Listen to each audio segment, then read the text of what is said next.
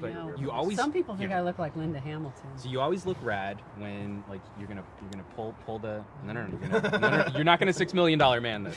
That's crap. Okay. But what you to do the side? No, that's Rockabye 90s. baby. No, that's what. What movie is that from? New Jack City. Rockabye baby. See, but now it's all about the tactical efficiency of being able to pop. See, he likes it. I don't like that part. I'm just gonna hold it and contemplate its beauty.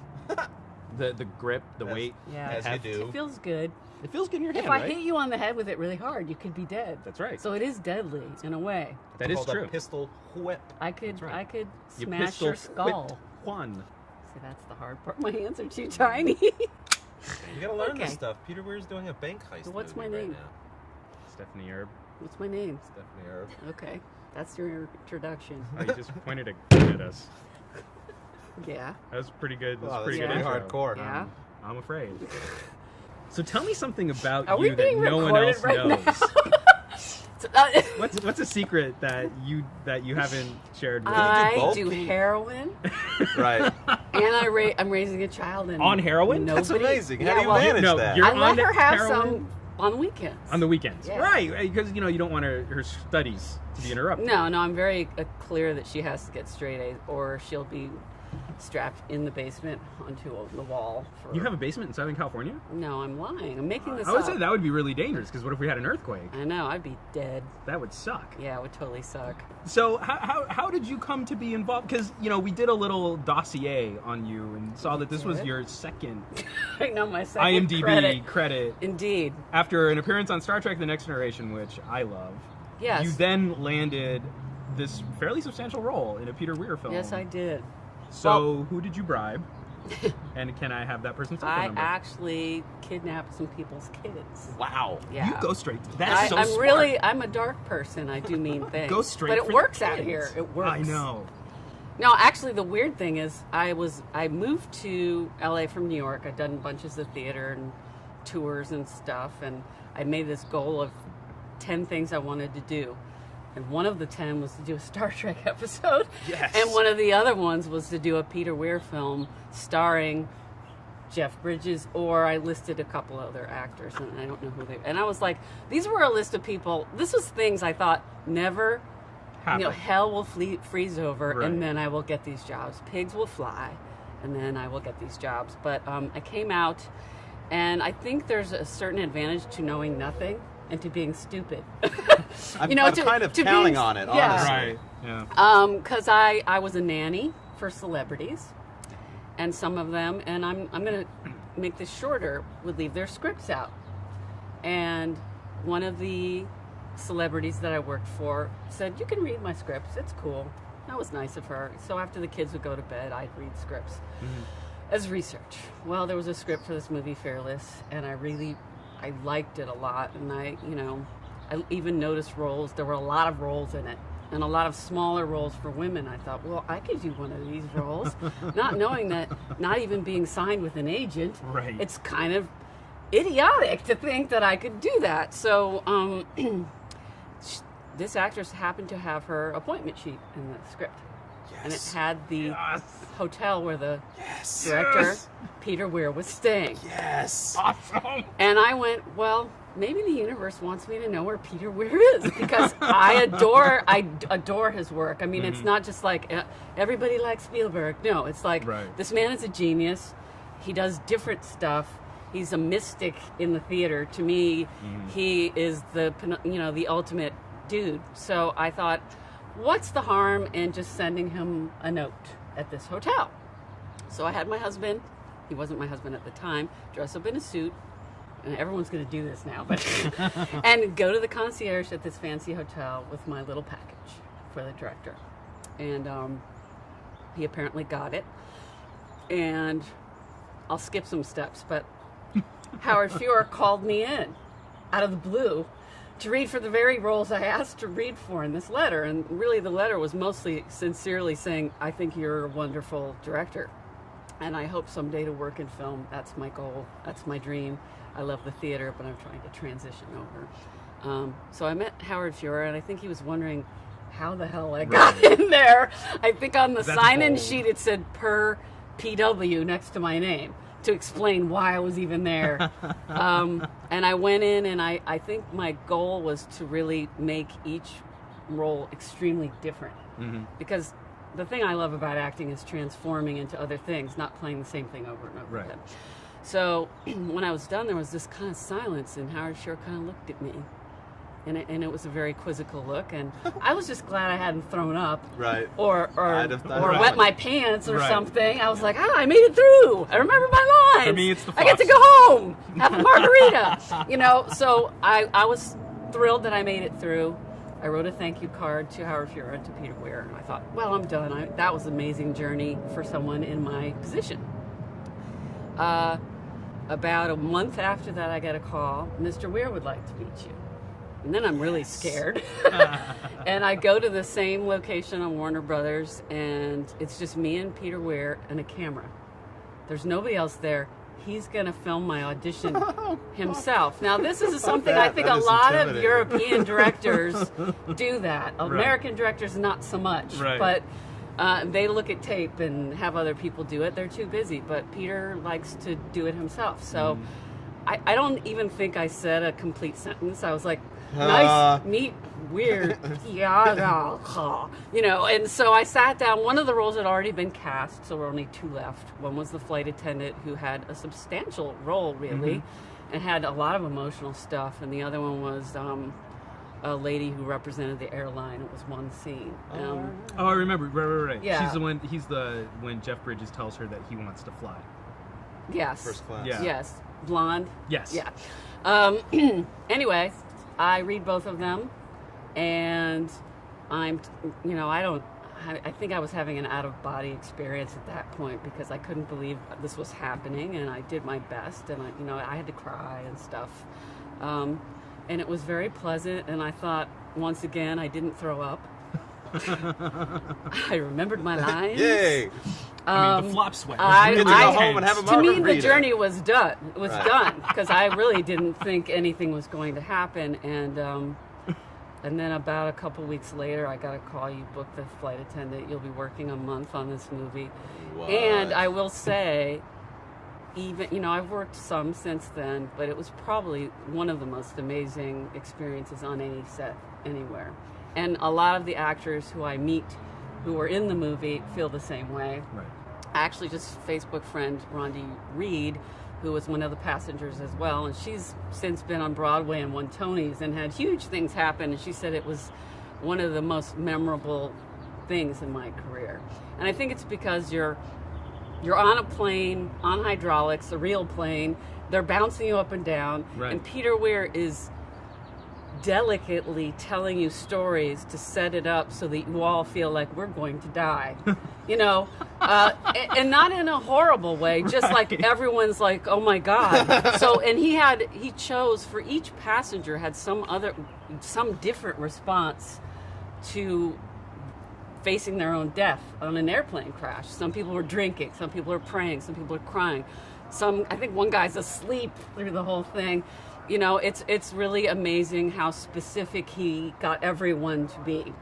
Anyway, I think a lot of us, because the way we had to shoot it was so real, because a lot of times it's CGI now. It's not planes on hydraulics with real smoke and actual flame effects and all sorts of stuff. Parts of the chairs being ripped away. Yeah, really scary. That I think that it really changed a lot of how we flew on planes. And even the stuff after we landed, where there are hundreds of extras running around, it was so minutely detailed. And I love Jeff Bridges because I have so many memories of this movie. A background person got something in their eye, because there was mud and cinders and smoke and fire everywhere, and we were all covered in crap, and an extra background person got an ash in his eye, and Jeff Bridges stopped the shoot and made sure the guy was okay. And I thought, I love Jeff Bridges. He's a good one. So what you're saying is that he's method. So like his Good Samaritan character. I think he really is that. And also the interesting thing is, Peter Weir told us the studio did not want Jeff Bridges. They did not Really? think he was What? big enough of a star. Oh. He wasn't marquee at the time. Right, You know, because they right. felt like they could sell the movie if they had someone really huge in the starring role, because otherwise it's just a plane crash movie. Right. But I think Peter Weir is wonderful because he follows his artistic nature and he doesn't kowtow to money, and so he picked probably one of the best actors we have to do this role, and he did it beautifully, and he's also a really nice guy. Well, and one of the best actors to fit into a phenomenal ensemble, which is what I've always Right. Oh, and loved he's about lovely Weir to films. everyone. I had to do a lot of falling around in the turbulence, and I fell on him a couple times, and he kept going, "Are you okay? You okay?" And I'm like, yeah, I'm good. It's just nice.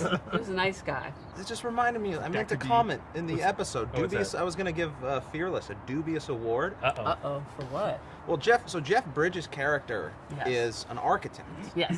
right? It's Yeah. not really a part of the plot, but it is mentioned. No, yeah. And we have a scene of him in a hospital where he is drawing what he sees, and it's the most shit drawing ever, with absolutely no understanding Of, like, of perspective. perspective and vanishing lines and That's spatial good spotting relationship. on your part. Wow. That's- He That's would my be new- the world's most shit architect ever. But Your door is. what the- if he's nothing one of those fits. architects who makes buildings that make you feel sick to your stomach on purpose? Like it's art. Well, it would always have to be retroactive. I don't know. I made He that would up. be an I architect think I made who. it up. Like, I are think I you need to trying- hold the gun. Are you gonna try to say like Uh-oh. that's what Lloyd Wright does? Like because he can't like figure out depth. That, Well, like- maybe some architects have minions who do the drawings, and he goes, "I want it to look like this, this, and this," and they take it away. Well, he gives and them they a do all the napkin with like perspective. crayon scrawls, and people are like, I don't know. What, he could be a genius about I've some other styled it aspect in of architecture. Play-Doh, and now I need you to make this look. Well, good. what he would need is a really great spin campaign of people who would go look at the thing he just built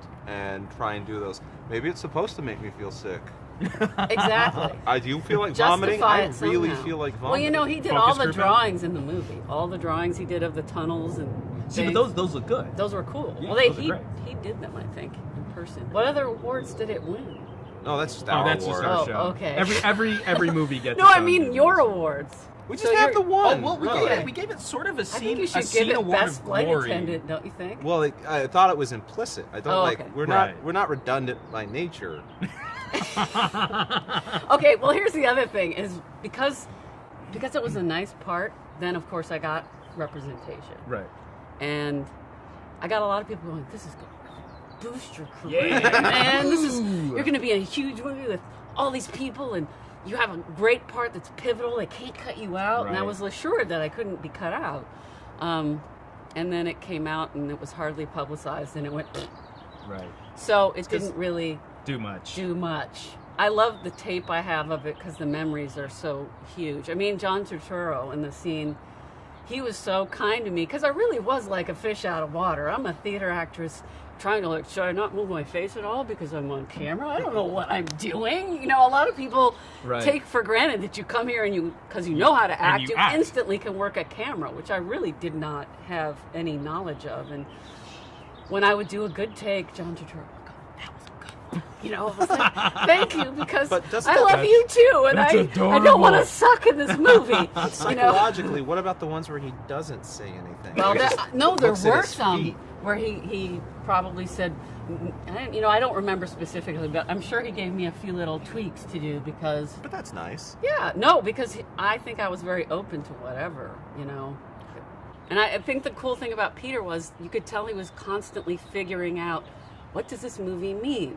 Because his movies aren't just cut and dried. They're developments of ideas and concepts. And, you know, it's not a plane crash movie, which is kind of how they marketed it. So Right. it got missed by so many people. Yeah, it didn't do well at the box. We had to look up the stats on the box office, and they were very disappointing. It was very disappointing, even though, like, when you would go and sit in a screening, people are sobbing at the end of it. I Right. mean, it Oh, it's really fantastic. touched people. It's a beautiful movie, and I think Jeff is wonderful in it, and everybody's spot on in it, too, I think. But Peter was really always looking for, what does this movie mean? And he'd even ask us. You know, I'm dumb old actress. I just came from New York. I don't even have real agent yet. And he's going, what do you think this movie means? You know, Right. to us as we're hanging out in the hotel in Bakersfield after the shoot. I just love that he was open to continuing to figure like it was a movable thing. Well, it was malleable. And does that fit into like the tone of the film, where it's about sort of a group catharsis, group therapy? Yeah. And so he's creating his own family. It could be just thought of as being about post-traumatic stress disorder, which it is about that a lot, but it's also about life and death and why should you be afraid of anything. I have the poster from it in my office, and because I really feel like because I was fearless, I got into the movie Fearless. So maybe my theme in life is fearless. Doing crazy things like I did maybe might get me in trouble, but I feel like maybe I should be fearless and just go for it. Just show up at people's houses with a cake. I should be in your movie. Cake. Hi, Mr. Soderbergh. I really want to work with you. One other thing Peter Weir did. There was a homeless woman out in front of the hotel where either he was staying or where we were shooting. I'm not clear about that. But she was an older lady and sort of semi-respectably dressed, but very dirty, and she had kids with her. And she asked for help, and he said, well, what would you like? And she said, I need a job. So he made her a passenger on the plane. Oh, wow. And she actually has her name in the credits. She got SAG insurance because of that job. So he actually helped pay for her kids' insurance. I mean, this is the kind of person that I want all directors to be like him, because he's like, there's some love in there, you know, and a caring about what he is doing. That's why he picks a script so infrequently. Because he's Australian and be like, the thing you got to bear in mind is a plane's crashing and you're afraid. Okay, stop being so light. Stop being so chippy. Yeah, like that. You're starting to go a little New Zealand. You're going, I think be a little more serious and a little more gravitas. A little more gravitas. Yeah. The thing about a plane crash is it's very, very fast. And the plane is shaking and you're afraid. Wow, that's Peter Weir. You killed a baby. I did. I killed the baby. You're dealing with the killing of the baby. Right. You threw it out. So I really want to kill babies. Is that my character is about a... You tell me. I'm interested in who you are. Right. I was the bad girl. Yeah. You told me to hold her. That's not bad. That's pretty good, actually. Except it's much higher. You told me to hold her. I still can't. Well, Benicio del Toro was in there too, and I remember thinking, God, he's cute. I mean, I didn't even know who he was, but I thought but he was a charming thing. It wasn't like he was a beautiful man, although he was good looking. He was just so adorable. So you were even digging that he was sporting the mullet and everything too. Yeah, I did. It was something about how he looks at people. It was just like he's got dimples and he was just really charming to everybody. There were a lot of really charming people on this movie set. Some of them, I'm still friends with. What were we talking about? We're talking about baby killing. Oh, right. Whether I killed drama babies. Of Fearless and the ultimate reveal that the whodunit.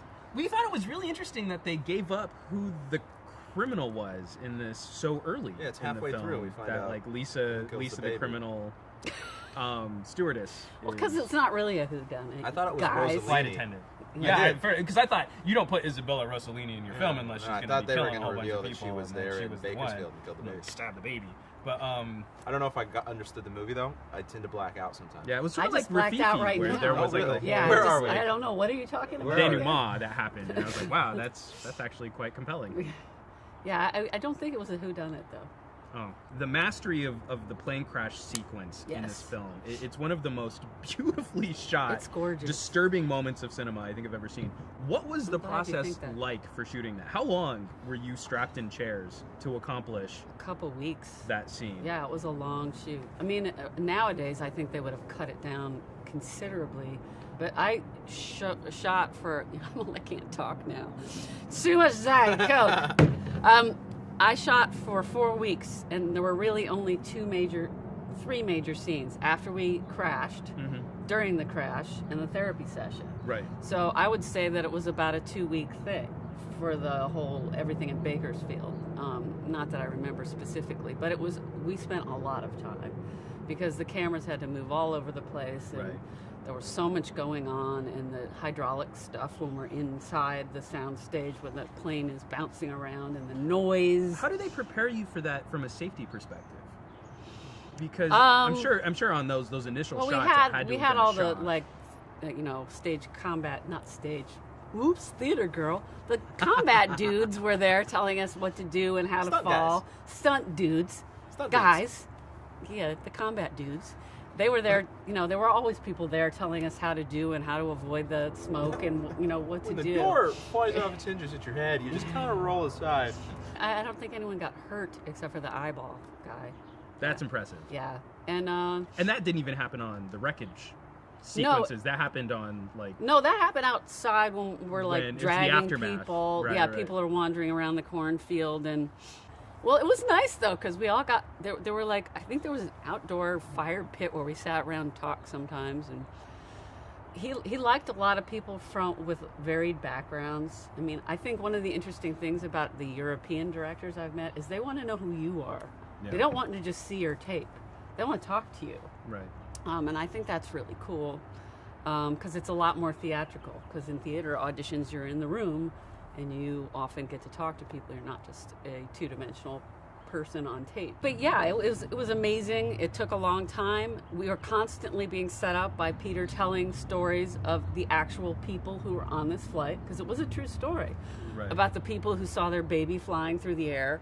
And we're all crying or trying not to cry, and then we're shooting, And I think that he was a genius at setting up, because it's so hard when you have a lot of people and some of them are trained actors and some of them are background, to get everybody in the same place at the same time when it's that kind of ginormous event. And especially when each person's motivation to getting to that point is wholly unique. Exactly. And he really wanted it not to just be a bunch of people scared or sad or crying. He wanted people coping in the way that they cope, trying to make phone calls, doing whatever, And, you never think about things like they have to collect all the sharp objects when you're going to have a crash landing. Right. So I'm getting everyone's pointy shoes, No, there's this one moment. There's this one moment where you're reaching over a lady and she's handing you a giant pair of scissors.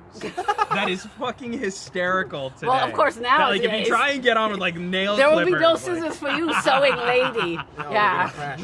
No, a lot of those things wouldn't be on the plane anymore. You're right. I mean, that really dates it, doesn't it?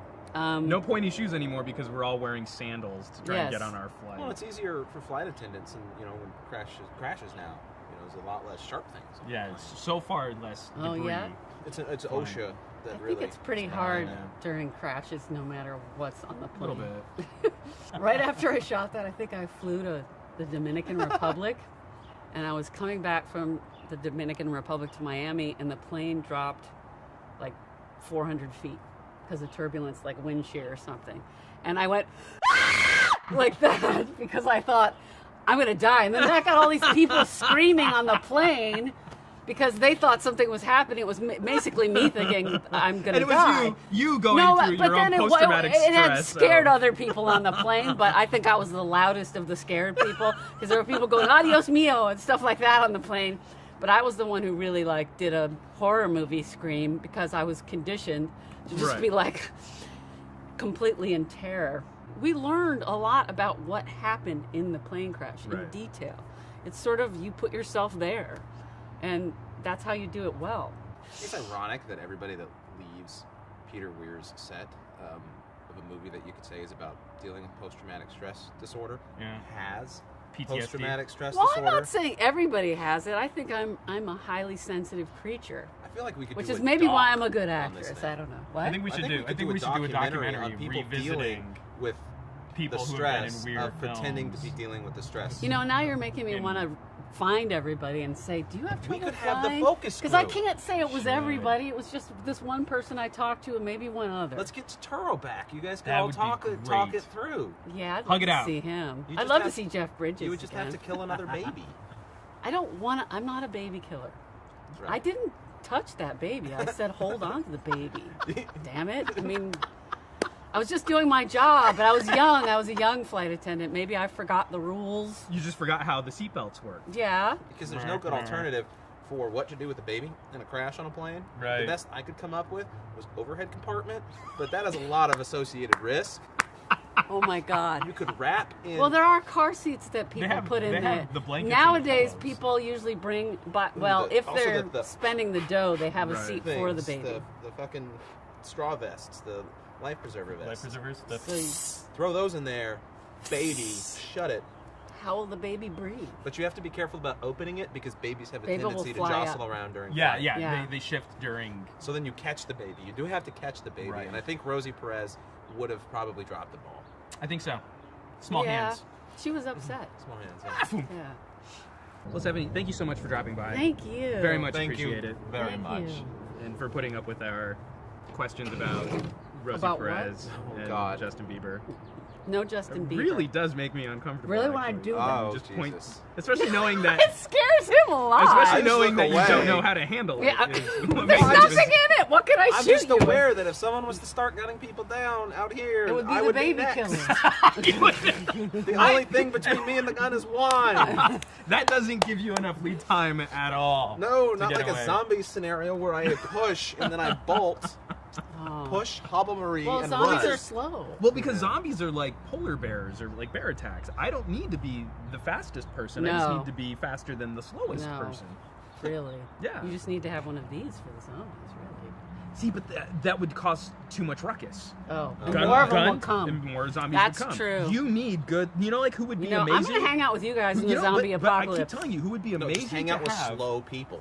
Right. So that Preferably so slow you have fat food. people. But then to further your survival success, you need to hang out with Slow, fat, firefighters, quiet people. firefighters, Firefighters? and major league ball players. Because major league ball players are used to that Bashing swing and the that heads crack, off, and yeah. and because they're hitting baseballs, the human head is so much larger. You have thought about this a lot. those two groups are perfect. So you have emergency prepared. Oh, it's people. like somebody who trained, And who then, like, grew up in the baseball Dominican people. Republic playing Right. with stones, and now a baseball seems huge. huge. Now you're playing with baseballs and like Wait, it's like I zombie gotta- heads. It's would be- enormous. I have to remember So this: easy. firefighters and baseball, And And slow baseball fat people. players and slow fat people, and the fat people. Quiet, slow fat, Fat people, right? Because Sometimes they they'll be be like, caught first. Actually, no. Loud fat people are fine. Because they're 'Cause making. they'll get caught. Help Help me!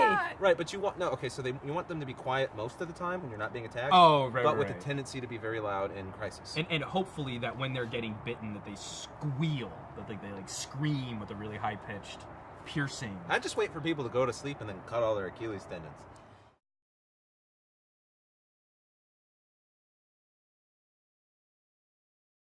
So who did you bribe? And can I have that person's telephone I number? actually kidnapped some people's kids. Wow. Yeah. You go straight. That's so I'm smart. I'm a dark person. I do mean things. Go straight But for it the works out kids. here. It works. I know. No, actually, the weird thing is, I moved to LA from New York. I'd done bunches of theater and tours and stuff, and I made this goal of 10 things I wanted to do. And one of the 10 was to do a Star Trek episode. Yes. And one of the other ones was to do a Peter Weir film starring Jeff Bridges, or I listed a couple other actors, and I don't know who they. And I was like, these were a list of people. But know. you always Some people think I look like Linda Hamilton. So you always look rad when like you're gonna pull the you're not gonna $6 million man this. That's crap. Okay. But- what were you but- to do? The side? No, that's Rockabye, 90s. baby. No, that's what. no, what you movie don't is that wanna- from? New Jack City. But- Rockabye, baby. See, but now it's all about the tactical efficiency of being able to pop. See, he likes and to. then I drop. don't like that part. I'm just gonna hold it and contemplate its beauty. The grip, the As- weight. Yeah. As you do. It feels good. It feels good in your hand, If I right? hit you on the head with it really hard, you could be dead. That's right. So it is deadly in a way. That is Called a true. pistol whip. I could. right. I could You smash pistol your skull. whipped Juan. See, that's the hard part. My hands are too tiny. You gotta learn this Okay. stuff. Peter Weir's doing a bank heist. So what's movie my right name? now. Stephanie Erb. What's my name? Stephanie Erb. Okay, that's your introduction. Oh, you just pointed a gun at us. Yeah. That was pretty good. That was Wow, pretty that's good. pretty intro. hardcore. Yeah. I'm afraid. So tell me something about Are we you that being no one recorded else right knows. So, What's a secret that you haven't shared with I both? do heroin, Right. and I'm raising a child. And On heroin? Nobody, That's amazing. How Yeah, do you well, manage No, that? you're I let on her have heroin? some on the weekends. On the weekends, Yeah. right? Because you don't want her studies to be interrupted. No, I'm very clear that she has to get straight A's, or she'll be strapped in the basement onto the wall. You have a basement in Southern California? No, I'm lying. I'm making this I would up. say that would be really dangerous, because what if we had an earthquake? I know, I'd be dead. That would suck. Yeah, it would totally suck. So how did you come to be involved? Because, we did a little dossier on you and saw that this was your second I know, my second IMDb credit. Indeed. After an appearance on Star Trek The Next Generation, which I love. Yes. You then landed this fairly substantial role in a Peter Weir film. Yes, I did. Well, this was things I thought never, Happen. Hell will freeze over, Right. and then I will get these jobs. Pigs will fly, and then I will get these jobs. But I came out, and I think there's a certain advantage to knowing nothing and to being stupid. I'm kind of counting on it, honestly. Right. Yeah. Because I was a nanny for celebrities, and some of them, and I'm going to make this shorter, would leave their scripts out. And one of the celebrities that I worked for said, "You can read my scripts, it's cool." That was nice of her. So after the kids would go to bed, I'd read scripts as research.